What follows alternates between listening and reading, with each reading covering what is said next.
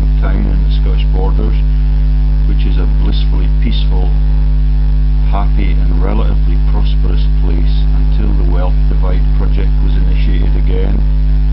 And I want to tell you who the planners are of these vicious crimes against the people, and they go all the way back to, for 300 years or more, involving the same culprits in the same families. And I'm going to make it quite plain to you that none of the wars that we have are fought for genuine causes. All of them are fought for culls and for massive profit streams. And the propaganda and the false news behind it is at a really advanced stage now, and I want to show you by just relaying you British and American comedies that have been made in the post-war period to laugh at the profiteering, to laugh at the genocide, to laugh at the incapacity even of national leaders to divert the cause of the war or the campaign in the face of brutality and the capacity to assassinate innocent leaders or people that wish to bring the war to a premature end. Okay, I've played the theme from Operation Valkyrie for that because I'm quite stunned that some episodes of a programme called Hogan's Heroes have been set and make jokes about the actual perpetration of the war, you know, for several years beyond where we might have been in a peacemaking situation, where we are in a situation to assassinate people in the war. Then all they do is simply to make a joke about that amongst the multiple tiers of double agents that they run on all sides. Now, Gordon Bowden and I have portrayed for you how in peacetime the intel authorities like MI6, like the CIA, like Mossad, which did not exist in the lead up to the 1940 conflict, but now is in a position to inherit the world. Most of that story has been told by the now dead Greg Hallett, or the silenced Greg Hallett, who may have taken a bun to neglect his historic cause, which reveals entirely that Operation Valkyrie was a fudge, that the Nazis and the Brits knew all about the progress of the war, that the timeline of the war is entirely controlled, and that they know that if they can pretend Hitler at that time had 10 body doubles, and in Operation Valkyrie, in Greg Hallett's account, one of those body doubles was asked to go to the meeting in Hitler's, you know, as a surrogate for Hitler, and they knew that the building was to be detonated, like they knew that the Twin Towers were to be detonated, and all of that is actually now ignored completely in the films that they make. I'm going to later on reveal that Steve McQueen was subject to an act of God. That's the Steve McQueen that pretended that he was a prisoner in Stalag 13. Greg Hallett also explained to us how post 1945 the world's rulers are declared to be America in the lead up to 2012, when that leadership team transfers the leadership role to the Israeli nation that was created in the run-up or the postscript to World War II, when Balfour and Winston Churchill with the Rothschilds secured the Israel nation deal, and the handover of power was coincident with the change in the laws of succession that Greg Hallett also reported in 2012. The stories about Hogan's Heroes I find sick. I've only watched half a dozen episodes. They feature people that are featured later on in comedies or much more up-to-date dramas, like Air Force One. One of the heroes in one of the episodes of Hogan's Heroes that I've just watched this morning, it could either be the 6th episode in the 6th series of programs, or it could be the very last one that they made. But the jokes that they are sharing there about the planning of bombing raids, the interception of rockets that are designed and trained to be a menace. I'm just going to ignore that phone call. That are designed and trained to be a diversion, like that phone call, by intel agents that are being paid to keep their country at war. Yeah, I'm quite used to the diversionary phone call now. You must know that most of the episodes that get loads of hits, we are in the process of trying to contact an MP or trying to impart some important knowledge to the world about how the world is perpetually brutalised by the people that purport to be honest media reporters or even war heroes. The people in Colditz that I hit on in the last couple of weeks with their Batman in attendance, all of it is laughed at in all of the Hogan's Heroes series that I've watched so far.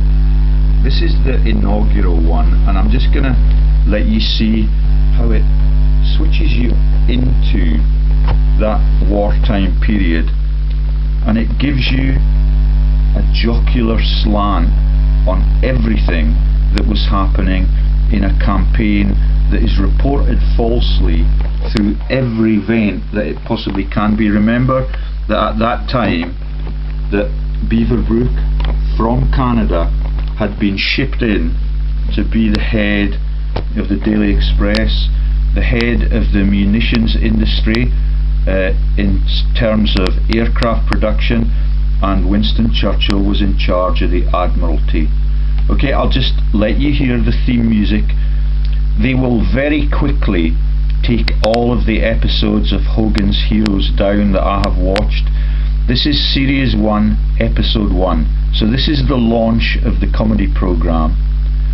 And the man that's in this programme is a dead ringer for one of my very local friends. And he survives through the whole joke. And you can see that what they portray is a comfortable arrangement with their prison guards, with the teams, with the administrators that surround the teams, and when the SS in a later episode try to take over, the Luftwaffe and their complicit leadership teams that run the camps, that pretend that they're at war with each other, but just cull the people that are involved but are not high up the food chain or the profiteering chains. And I now understand why my Skype has shut down this morning, because everyone that pretends to be my friend on Skype and has introduced me to other, really brave people who pretend that they are fighting a war against terror and international treason, and all they're doing is just making minor diversions, as minor as they possibly can. The best example of that in the last few weeks is the Scottish referendum and the number of English patriots that have taken up that cause just on the eve of Alex Salmond's resignation, because Salmond is in the same team as the investigative journalists. There are some obvious exceptions, those that have the courage to broadcast Greg Hallett's work. I know that they have the insight to change all of this within the current year, and that's before Christmas. That's all it takes. They are quislings, they are profiteers, they are false news experts, and they do it for a laugh.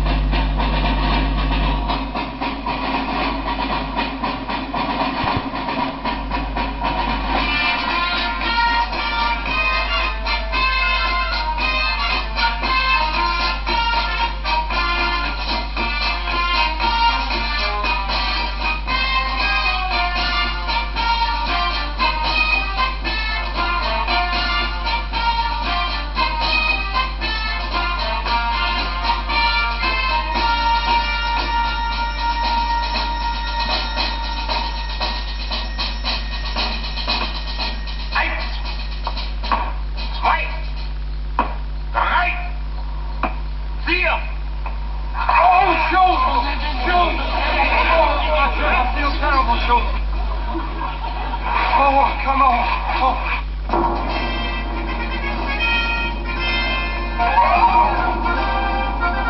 Watch this.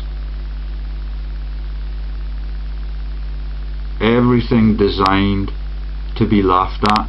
This is a high security prison camp. It's called Stalag 13. In the videos I watched yesterday afternoon, which was Greg Hallett World of Truth episode 2, which portrays exactly how and why the Titanic, the Lusitania and the Lermontov were sunk by these batards, it explains that all of these people share the same jokes for century after century.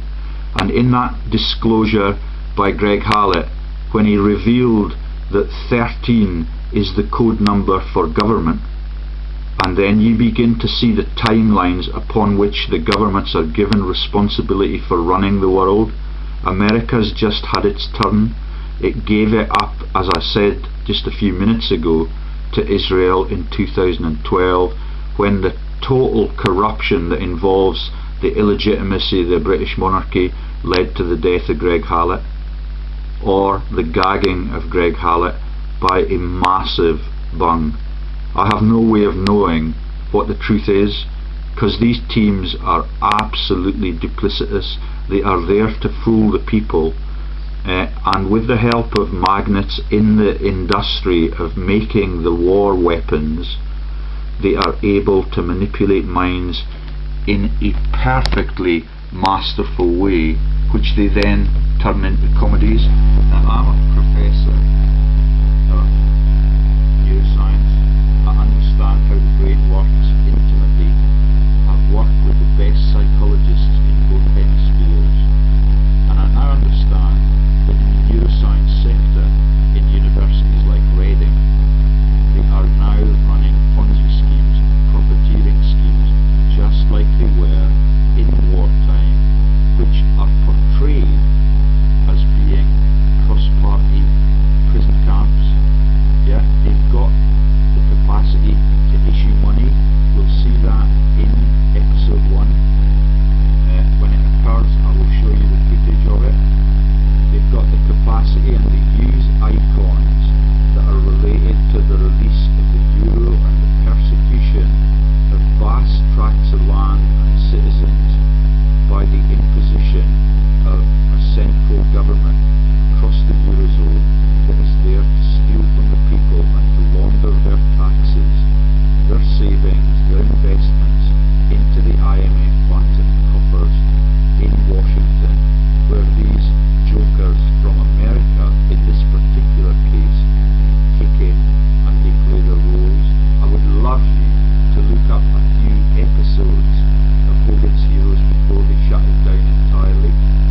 At the moment, they are relatively open to the accusations that this is definitive evidence that World War II was run entirely by cross-government profiteers who were in league with each other, and Greg Hallett has bravely revealed all of the background to that in the training of Hitler and Stalin at places like Tavistock in London and in the West Country, in places like St. Petersburg, where Hallett himself was conditioned using the subconscious and methods that I don't understand as a professor of neuroscience because I've never been exposed to them. I do understand that people who become assassins or simple plants, as portrayed even in the films that were made about Indiana Jones and his girlfriends, or him being mind controlled and being doped and duped out of their normal senses and into some subconscious wheel off the facts mode that makes you capable of committing assassinations without your vaguest awareness of what you've done. Now, psychedelic drugs and drug development plays a part in that, but that is not for this video. This is entirely sober and level-headed humans realizing that they have the power to manipulate the world's people. And we've talked about other projects in that field, when we talk about the religious projects. So let's just have a little look at some of the videos I've watched in the last few minutes or hours, and we'll see what it was that opened my eyes. So I live in a house called Valhalla. It was not named by me, but it means it's the place where the Valkyrie, part of the gods' representation, or the angels in Northern Europe, in the Wagnerian Northern European Aryan myths that for a long time drove the German and the Scandinavian nations along. And Operation Valkyrie was an attempt to attenuate World War II early, all those years ago. Now I'm gonna try and find.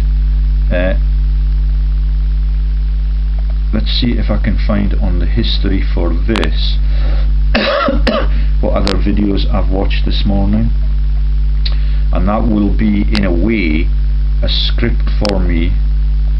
No, it's not going to give me the video history. If I look,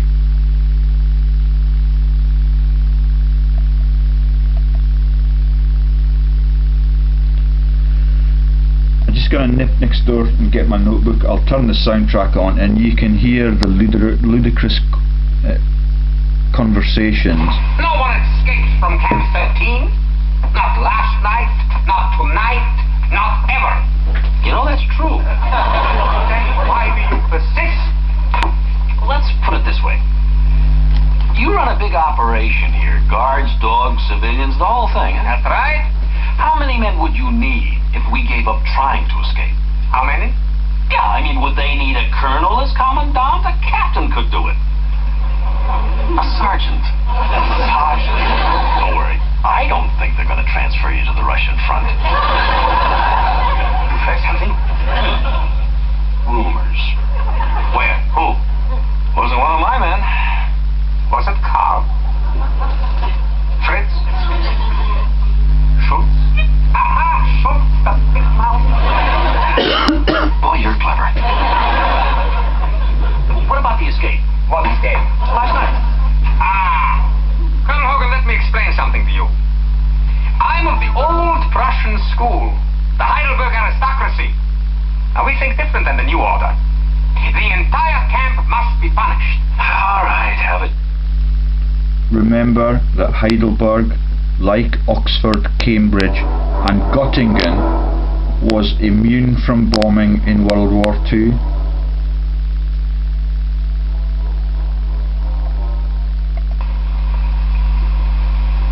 I see prisoners. What else is there to see? Men, Commandant Kling. Men with empty lives, but men like yourself. All I see is prisoners. Look closer, Commandant. Look into their dreams. A dream of playing today for the camp football championship. Punish them any way you want to here, Commandant, but don't take away their dream. You have given me their punishment. There will be no football game today. That was ugly, sir. Dismissed. Can you see how it works? The reference that we referred to the other day on the Murdoch Empire and the sporting prominence, the capacity to report only scandal and sport, the need to launch a sporting tournament every weekend in every calendar week of every year so that they cannot see what they're doing to you in the stock market or in the issuance of money. Now, on the issuance of money theme, that may not be in this particular episode, but we will find it later on, where they're making the money in the prison camps, and they're making it in British currency and in German currency, and the local currency, the ink gets all runny, and they think it is ever so clever to deceive the people like this en masse. I was stunned that they still have the gall to leave this on air, because it is quite offensive. And if you look at the other precedents for wartime, things like Hello Hello in Paris, where the silk stockings and the bunny girls in Free France were laughed at and joked at by Brits, by Germans, by Italians, and by the families of the war dead who should be grieving for their brutalised and martyred children and relatives.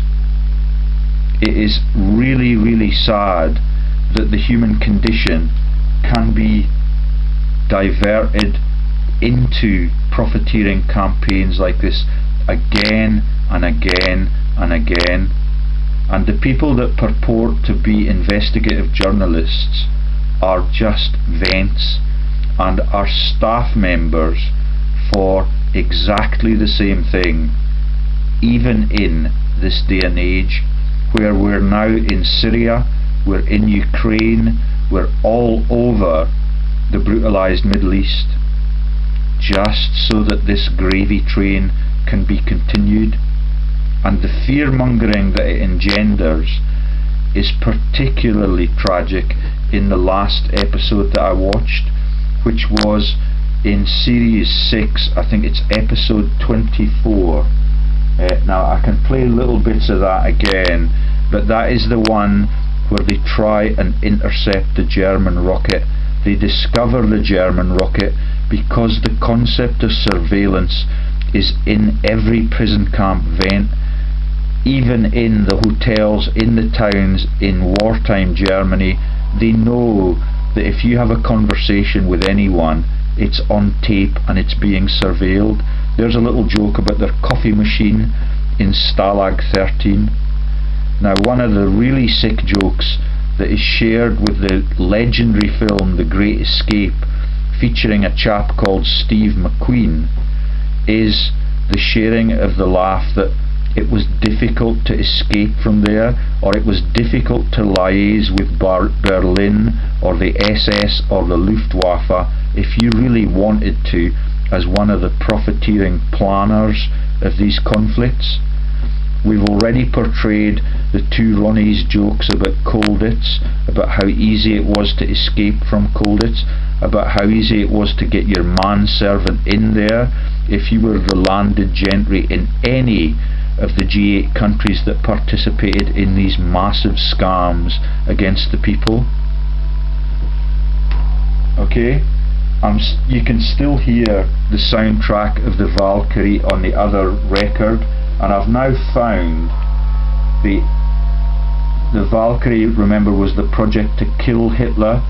That was a complete joke in the end, because the Third Reich controlled that. One of the body doubles was killed and dismembered in the explosion by design, so that they could pretend that.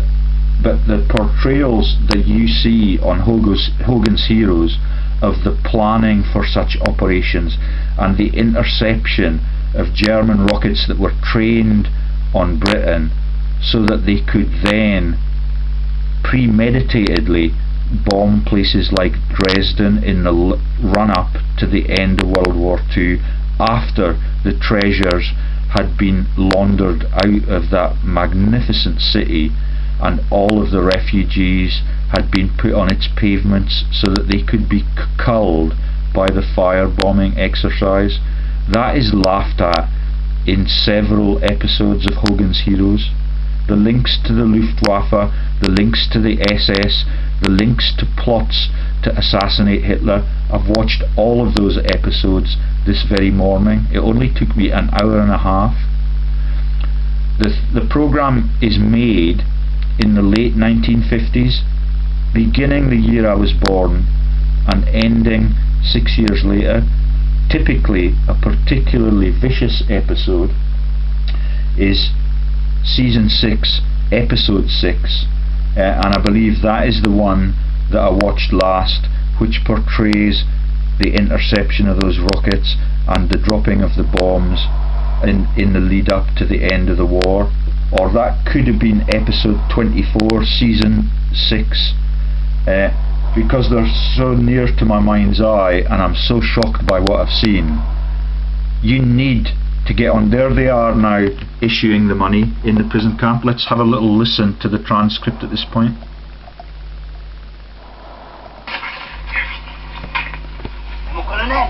Oh, this is them telling a patriot where the tunnels are so that he can make a fool of himself later on.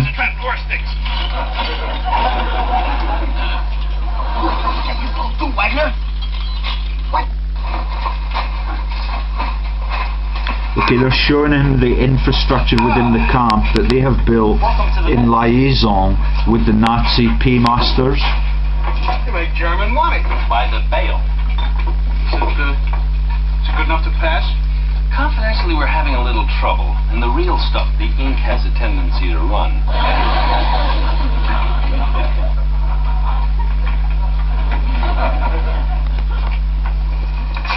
I don't want you to get the idea we're strictly parasitic here. I mean, we've got legitimate business, too.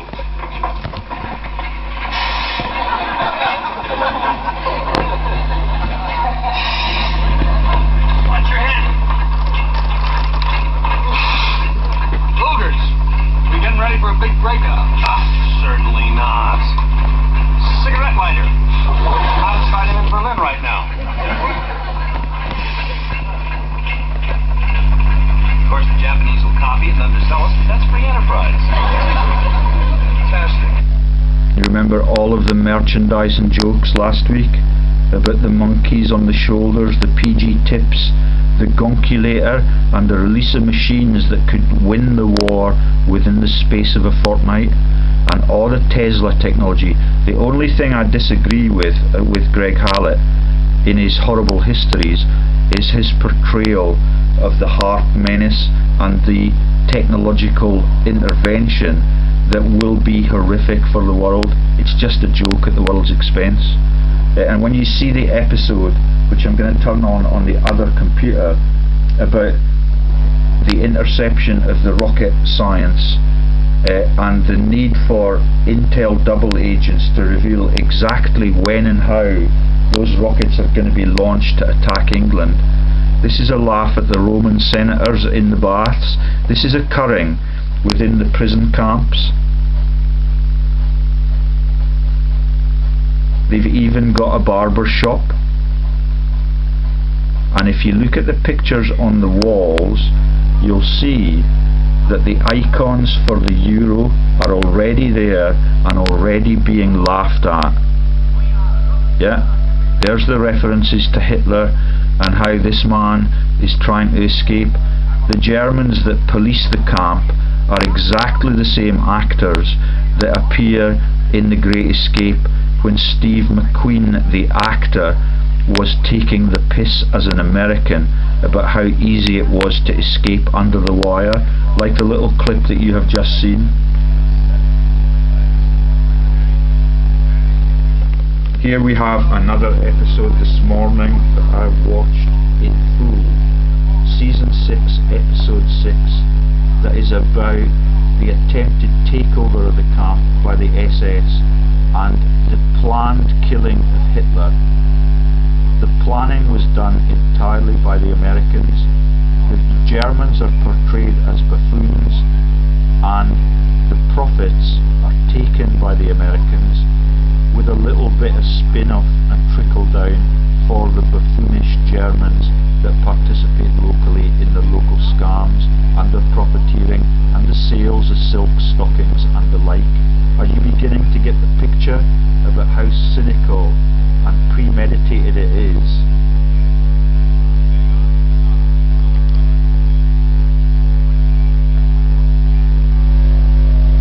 You and your sergeant will stay on for a few weeks as advisors, then all Luftwaffe personnel will be transferred. Reassigned. Reassigned? Where? I'll give you a hint. It's big, cold, east of here, and there are a lot of people named Ivan shooting at you all the time. Major Strauss, where are your orders, sir? And by whose authority? General Mueller, you stop. We'll see about this. So there, in 2 minutes, you have seen the gist of the joke. The SS take over the profiteering in Stalag 13, the joke about the diversion of politics in Germany into a new corrupted era. And in that same joke, you've seen how if any of the Germans get out of line, they will be sent into active conflict out of the profiteering zone and into the Russian front, and the communist menace threat that culls every innocent fighter in world conflicts. Yeah? When the Italians and the French come home in 1945, they get culled by the gangsters.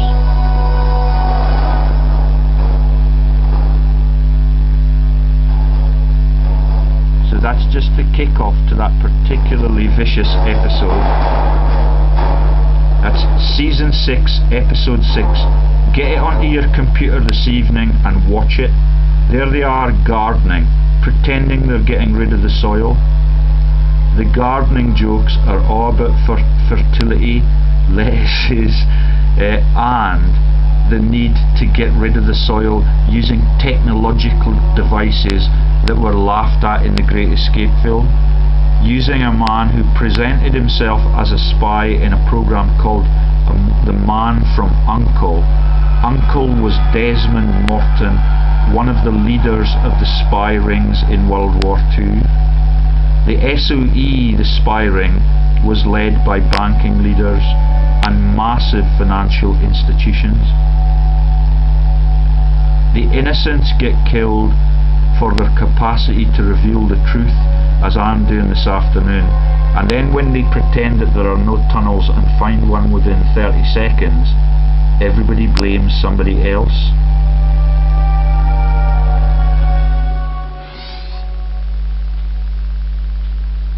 In the other one, I can't remember which episode this is, but I believe it will be the one about the rockets and the revelation of the plot to release rockets on England. The smoking joke is carried on by British American Tobacco even today. Oh no, this is the man that they showed the whole of the infrastructure to, but they showed him the false side of that. They showed him the gun as a cigarette lighter, so he nearly blew the head off the commandant who was inspecting what turns out to be a blessedly well-run prison camp on Germany's behalf. After the honest man was shown the wrong side of this, watch what happens to the commandant when he goes to the cooler tower where the tunnel has been dug underneath. Watch.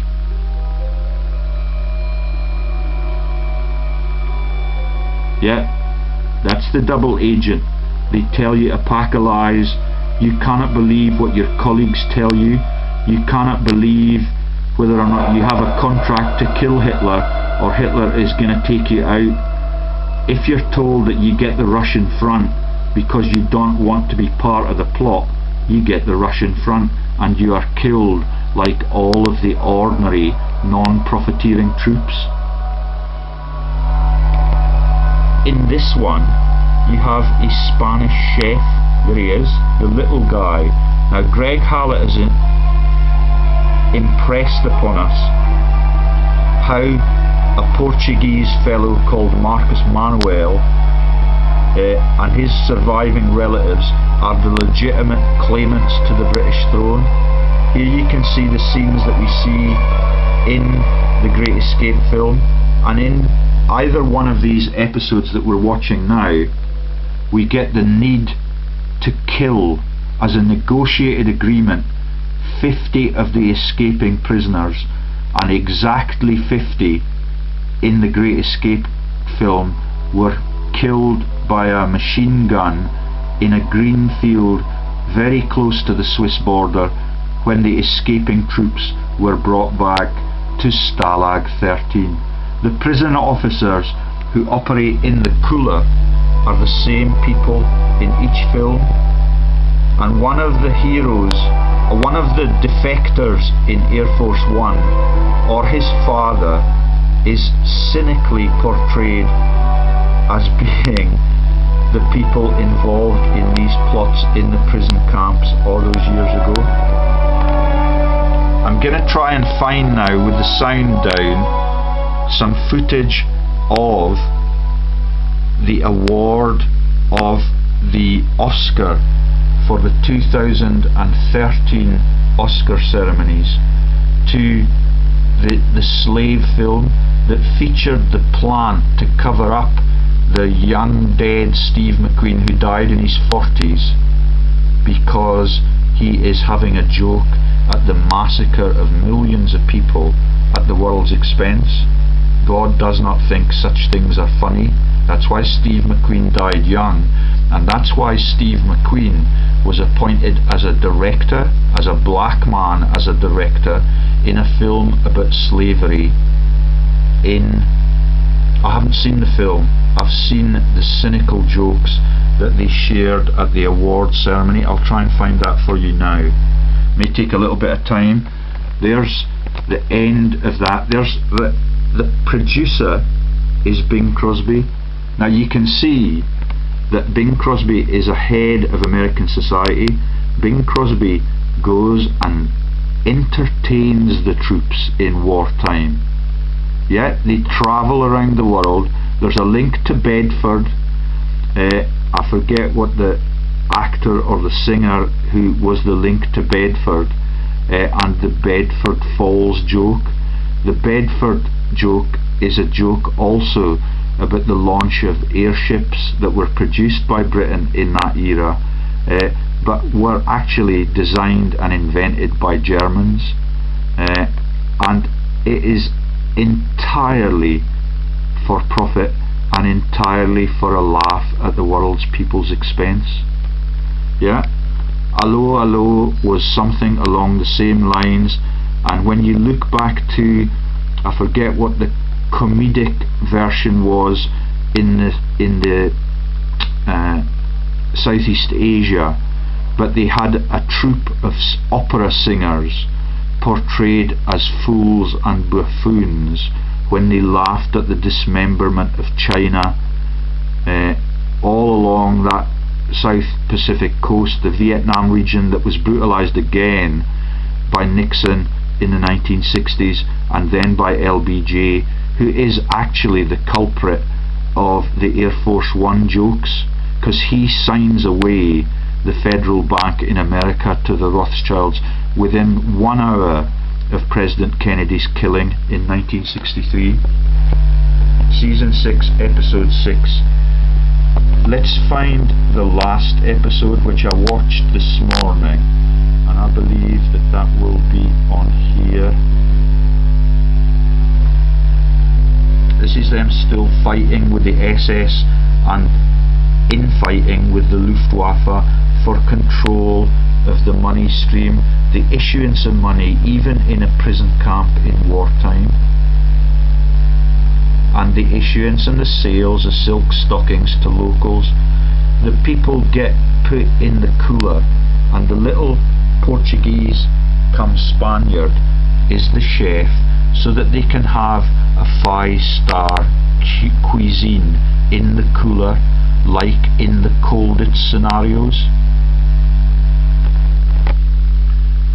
Now, I've got a lot of time for a lot of people that get involved in voluntary research, but when those people tell you that they will not take money for getting involved in voluntary research, and they reveal people like Anne Laverone as criminals, but then you learn that those same people are still making videos about the Scottish referendum and about Maoris coming to Britain and pretending to lop the head off the Queen, then you realise that all of this shenanigans is still going on, and that none of the reporting that we have in the free press is by any member of any free press. It is entirely manipulative, it is entirely a joke at the world's expense, and they have no intention of stopping it as long as they are sitting in their comfort zone. I want you to talk about this in the pub on the weekend, and I want you to explain to your friends and the relatives of those war dead why the war dead are dead and why their killers are still at large making comedy programs, because Hogan's Heroes and the characters in it have morphed into modern day people. like Hofstetter in The Big Bang Theory, like Cooper in The Big Bang Theory. They're all war criminals, or they're all participants in these jokes about the killing of 18. There's the man that was in Air Force One. If I take that back ever so slightly, you'll see a close-up of him. I don't know what the actor's name is, but let's get it on a big screen so that we can see.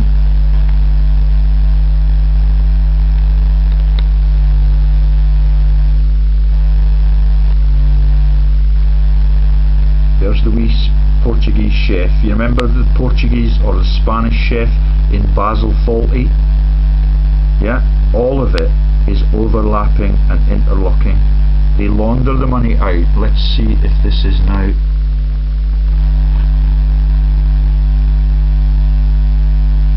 Even the sets are spookily like the Steve McQueen films, and the commandant, you know, when they allow the escapees to be shot in their 50s, it's the commandant and the people that interlock with the British as conspirators who lose their jobs and they're replaced by other people who do exactly the same job, and the whole thing, that's the man behind the bar there is a dead ringer for one of the betrayers on Air Force One when the Russians are allowed to take Air Force One by storm, and they're on the verge of having the president and his family killed. It's a very fleeting moment, and you'll have to watch this episode for yourself. Let's just see which episode it is. So, season 6, episode 6. That's the number of the beast. It's Freemasonic, and you know that will be a particularly evil event. 66 is the year that Britain beat the Germans in the World Cup final in Wembley with the help of a Russian linesman's decision. There's the man again. And yesterday, when I was watching one of the earlier episodes, I believe it might have been the one about the Valkyrie, or it might have been, it was about prison camp again, and it was about bringing in a new intern and making it much more British. The person who played the role of the very, very British general or camp commandant who had escaped from elsewhere and had been brought into Stalag 13 was the actor who plays Del Boy. You understand the Del Boy jokes now. Boydell Books is one of the most elite book companies in the world. That's why the program was launched. Del Boy drives a yellow van, which is an icon for the Rothschilds, and he lives in a block of flats, like the blocks of flats that Heather Rabatz and all of the profiteers in the Finchley Road region use the blocks of flats as their laundering tools, along with their intel vents and their intel personnel. It is really sad. It goes on for decades, and if you look at it really closely, it goes on for centuries. But now that they have high tech, you don't need a war. You do need a suitcase for the money, and the methods that they use now to release money electronically with control of every central bank on the globe are absolutely vicious. They are dismembering the world by design, and nobody gets a decent pension now. Everybody gets a false history, and I want you to watch Hogan's Heroes really quickly before they take it down. Okay, I think I'll stop there, because I've given you the gist of it. I've given you several key episodes to watch, but they're just of interest to me because I live in a house called Valhalla, and my wife might well be a Valkyrie on the side, but I just need you to know that the human condition is a really evil thing, and it will only change when decent and honest people come together and talk about the real history of our brutalized world.